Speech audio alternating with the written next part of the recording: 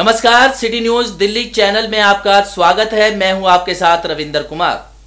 आगे बढ़ने से पहले नजर डाल लेते हैं आज की कुछ खास खबरों पर। और अब खबरें विस्तार से।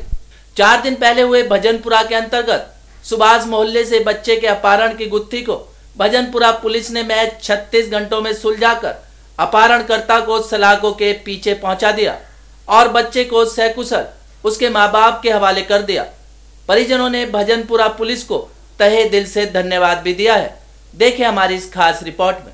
मामला उत्तर पूर्वी दिल्ली के थाना भजनपुरा के अंतर्गत सुभाष मोहल्ले का है, जहां एक अजनबी युवक ने दिलशाद के 5 वर्षीय बेटे का चॉकलेट व घुमाने के नाम पर अपहरण कर लिया और 20 लाख रुपए की फिरौती भी मांगी।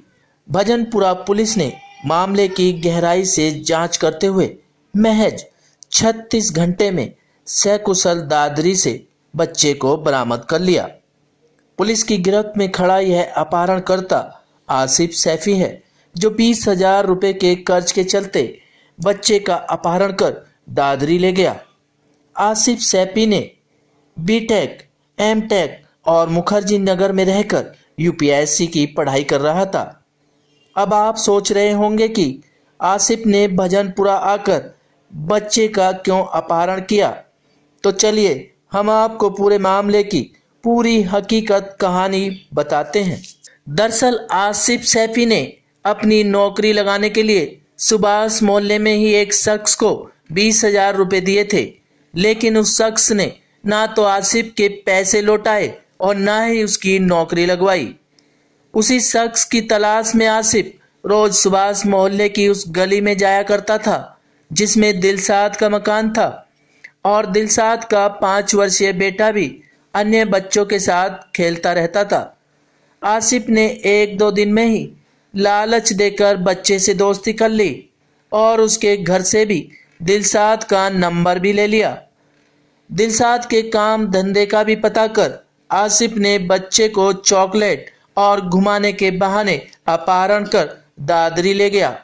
उसे लगता था कि बच्चे का अपहरण कर वह अपना 20,000 का कर्ज उतार देगा और बच्चे को भी कुछ नहीं करेगा। लेकिन अपराधियों के हाथ कितने भी लंबे क्यों ना हो, कहीं ना कहीं अपराधी गलती जरूर कर बैठते हैं, और आसिफ ने भी एक गलती कर दी। उसने बच्चे को ऑटो में ले जाते समय किसी के फोन से दादरी से लड़के के पिता को फिरौती के लिए फोन कर डाला। इसी चूक की वजह से पुलिस ने उस फोन को तुरंत ट्रेस कर दादरी पुलिस की मदद से उसे धर दबोचा और बच्चे को सकुशल बचा लिया। सुपरविजन में 192 ACP operation, ACP Bakulpur, SHO Bhajanpura और इंस्पेक्टर एटीएस दिलीप कुमार और इनकी पूरी टीम ने एक यूपीएससी एस्पिरेंट को पकड़ा है जो यूपीएससी की तैयारी कर रहा था। इसने एक 5 साल के बच्चे को किडनैप किया था पैसे के लिए और उनसे 20 लाख के रैंसम की डिमांड की। और इसने ये जो किडनैपिंग का आर्ट है 2-3 मूवीज में बताई है, उससे देख के सीखा।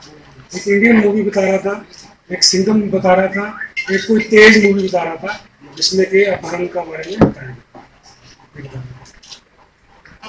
इंसिडेंट जो है कि 12 तारीख को अराउंड 2:30 PM पे दिलशाद नाम का व्यक्ति हमारे थाने में आया था भजनपुरा में। उसका बेटा जो घर के बाहर खेल रहा था वो मिसिंग है, 5 साल का बेटा।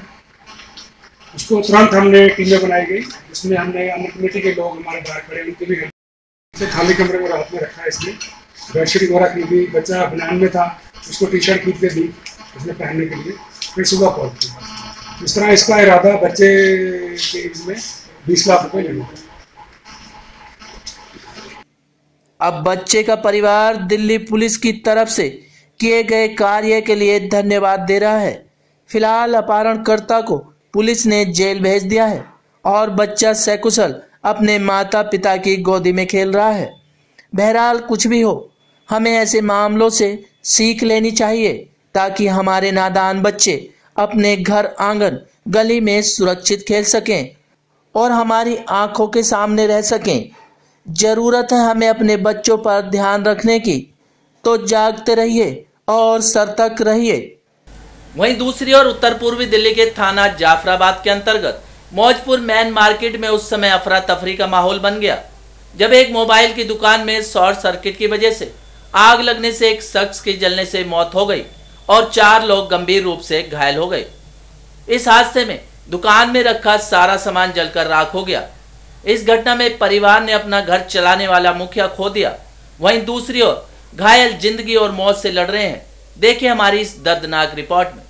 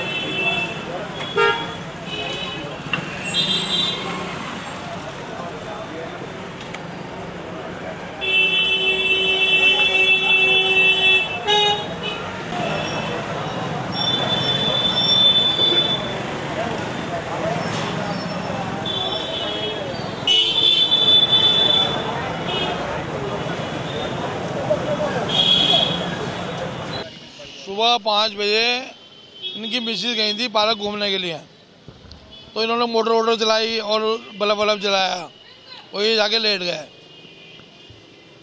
तो इन्हों को पता पड़ा 6:30 बजे कि आग लग गई है। गाड़ी वाड़ी बुलाई, आग बुझाई, फिर दोबारा लग गई आग 8:30 बजे। तो इनके हाँ एक हरीश भाई हैं, वही सब कुछ वही देखते थे घर में, उनका इंतकाल हो गया है। बाकी 2 घायल हैं, माता जी आ गई हैं अस्पताल से, वो ठीक हैं। मुआवजा 2 लाख रुपए तो एडीएम साहब की तरफ से मरने वाले के लिए हो गए और जो घायल हैं उनों के लिए 50-50 हज़ार रुपये और जो कम घायल हैं उनों के लिए 10,000 रुपये होते हैं। और बाकी हम कोशिश करेंगे कि मुख्यमंत्री की तरफ से भी कुछ सहायता मिले, कोशिश करेंगे। कुछ नहीं, हम तो घर पीछे सब सो रहे थे तो फ़ोन आया सामने से पड़ोसियों का, तो उन्होंने फ़ोन करा तो हमने आके देखा तो शटर का लॉक था। अब अंदर सारी आग बाहर आ रही थी तो शटर काटा पहले, तो फिर देखा वो माता जी को बचाने के लिए चाचा नीचे आए थे, वो जीने में ही बेहोश हो गए तो वो उस जल रहे।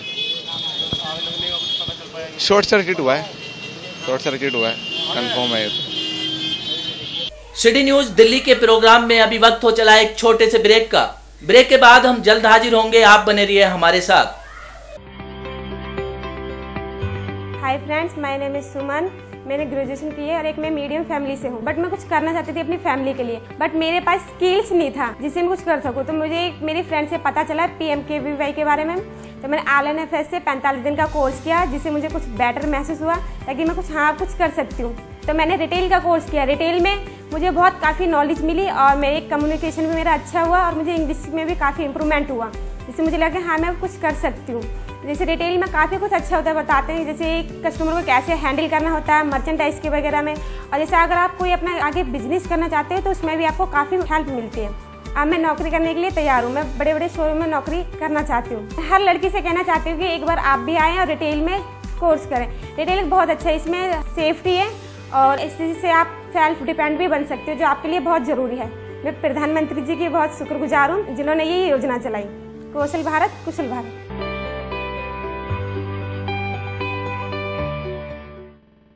ब्रेक के बाद एक बार आपका फिर से स्वागत है। वहीं दूसरी ओर बिजनौर कोतवाली शहर के बक्सीवाला क्षेत्र में एक कार्यक्रम के दौरान जहरीली मिठाई खाने से दर्जनों बच्चे बीमार हो गए, जिन्हें गंभीर हालत में बिजनौर के सरकारी व प्राइवेट अस्पताल में भर्ती कराया गया है। बिजनौर पुलिस ने मामला दर्ज कर मिठाई वाले के खिलाफ आगे की कार्रवाई शुरू कर दी है। देखिए यह रिपोर्ट।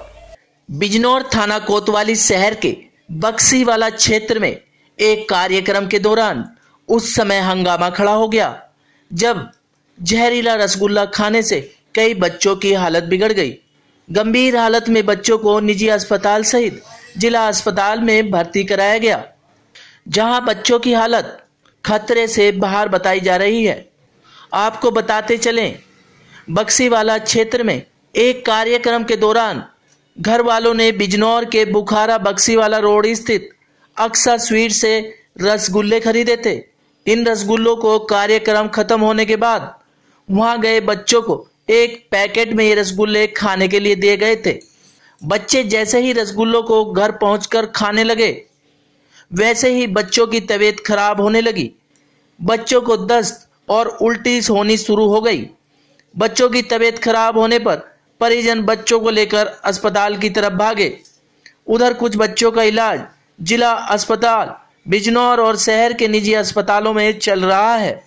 बच्चों की तबीयत खराब होने के बाद परिजन मिठाई की दुकान पर पहुंच गए और हंगामा करने लगे।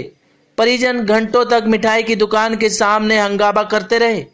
इस हंगामे की सूचना जब पुलिस को मिली तो मौके पर पहुंची पुलिस ने मिठाई बेचने वाले दुकानदार पर उचित कार्रवाई का आश्वासन देते हुए परिजनों को दुकान से हटाया। बहरहाल इस मामले के चलते पुलिस ने मुकदमा दर्ज कर लिया है और आगे की कार्रवाई में जुट गई है। आज एक फुरकान नाम के व्यक्ति हैं बुखारा में, उनके बच्चे का खतरा था तो उन्होंने एक जहीर है अक्षा स्वीट वाले वहां से रसगुल्ले मंगाए थे। जिन बच्चों ने वो रसगुल्ले खाए थे 3-4 बजे की बात है। सिंगल आईडी है ना। जिन बच्चों की तबीयत खराब हो गई है ये सब एडमिट है और अब सही है, इलाज चल रहा है। बाकी जांच की जा रही है। दुकानदार के और उसके खिलाफ हम सैंपलिंग करेंगे। जो विषाक्त रसगुल्ले बेच रहे हैं उनके खिलाफ कार्रवाई की जाए। क्योंकि दुख की बात भी है, बच्चे सब बीमार पड़े हैं तो बच्चों क्या वजह रही, वजह क्या रही है बताइए। एक मिनट सुनो। जब से बच्चों ने वो रसगुल्ले खाए हैं हमारे कम से कम 15-20 बच्चे बीमार हैं। मेरा जो देवता है उसके मुंह में से झगून जा रहे हैं। वजह क्या है? वजह रसगुल्ले। आप बताइए क्या वजह है? रसगुल्ले में से क्या आपने क्या मिला रखा था? ऐसा है रसगुल्लों में ऐसा कोई नहीं है, उसकी जांच करा सकते हैं। बिजनौर से सिटी न्यूज दिल्ली संवाददाता फहीम बेग की रिपोर्ट। ब्रह्म विकास आयोग समिति की तरफ से ब्राह्मण समाज में रोजगार की तलाश में भटक रहे युवाओं को व्यापार और रोजगार देने के लिए एक प्रेस कॉन्फ्रेंस का आयोजन प्रेस क्लब दिल्ली में किया गया। इस प्रेस कॉन्फ्रेंस में पत्रकारों से बात करते हुए संस्था के राष्ट्रीय संयोजक ने अपनी बात पत्रकारों के सामने रखी। साथ ही ब्राह्मणों को ओछी बात कहने के लिए बाबा रामदेव पर भी जमकर निशाना साधा गया। देखिए प्रेस वार्ता। लास्ट में वाजपेयी जी है, ऑल इंडिया ब्राह्मण महासभा, अंतर्राष्ट्रीय ब्राह्मण महासभा के अध्यक्ष है। उनके साथ में प्रणय शुक्ला जी है, परशुराम फाउंडेशन के उपाध्यक्ष है। उनके साथ बैठे कमलेश भाई, गुजरात ब्रह्म विकास आयोग समिति के साथ वो संगठक के रूप में कार्य कर रहे हैं। मेरे इस तरफ से संदीप भाई पंड्या है, वो सौराष्ट्र कच्छ ब्रह्म समाज से है। दिनेश भाई है, दिनेश भाई दवे ऑल इंडिया ब्राह्मण फ्रंट के वो अध्यक्ष है। और मैं वॉरियर ब्राह्मण जो ऑर्गेनाइजेशन है उनका मैं अभी प्रेसिडेंट हूँ। मेरे साथ जो बैठे भाई वो यज्ञेश दवे है, महासचिव गुजरात ब्रह्म समाज और नेशनल कन्वीनर ब्रह्म विकास आयोग कमेटी। सर ये जो सबमिट हो रहा है वो किस लिए सबमिट किया जा रहा है? गुजरात में जो ब्राह्मण है उसमें बेरोजगार ब्राह्मण को रोजगारी मिले और जो गुजरात में ब्राह्मण उद्योगपति है और ट्रेडर्स है और छोटे मोटे जो व्यवसाय है जो कर रहे हैं ब्राह्मण को नजदीक आए, एक दूसरे को पहचान सके और सभी को रोजगारी मिले और उनको रोजगारी के लिए ज्ञान दे सके। सरकार भी हमारे साथ जुड़ी हुई है। Gujarat state industrial development corporation GIDC ने भी इनका स्पॉन्सरशिप दिया हुआ है हमको। सर आपने बाबा रामदेव पर गंभीर आरोप लगाए हैं, क्या वो आरोप है? हमने जो आरोप नहीं लगाए, जो गवर्नमेंट की ट्रेडमार्क की वेबसाइट पे है उसी को हमने दिखाया है और वो ब्लैक एंड व्हाइट है। उसमें कुछ हमने कोई छेड़खानी नहीं की हुई है। जो बाबा रामदेव ने अल्कोहलिक प्रोडक्ट के लिए रजिस्ट्रेशन करवाया है ट्रेडमार्क, वो हमने आपको दिखाया है।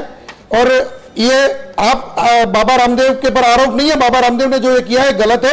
अगर वो ऐसा बोलते हैं कि पतंजलि स्वदेशी प्रोडक्ट है और पतंजलि आयुर्वेदिक प्रोडक्ट है कि उनको अल्कोहल में पड़ने की जरूरत क्या है?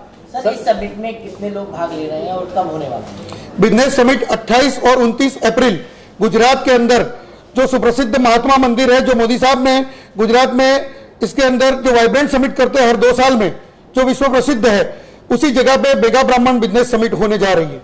हम सबसे पहले तो टीवी सीरियल जो चल रही है वो जो चैनल हेड है उसी पे हम लोग हाईकोर्ट या सुप्रीम कोर्ट में हमारी जो पैनल है सभी ब्राह्मण संगठन एक साथ जुड़ के उसके पर स्टे लाने की कोशिश करेंगे।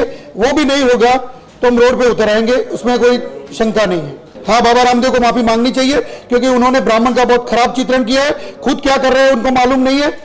अगर वो सही है तो उनको ये अल्कोहलिक प्रोडक्ट बनाने की जरूरत क्या है और ट्रेडिंग में रजिस्टर कराने, ट्रेडमार्क रजिस्टर कराने की क्या जरूरत थी। समग्र ब्राह्मण संस्थाओं के सहयोग से भाई श्री यज्ञेश दवे ब्रह्म विकास आयोग समिति के जो नेशनल कन्वीनर है, उन्होंने एक ब्राह्मण मेगा बिजनेस समिट का आयोजन गांधीनगर में किया हुआ है।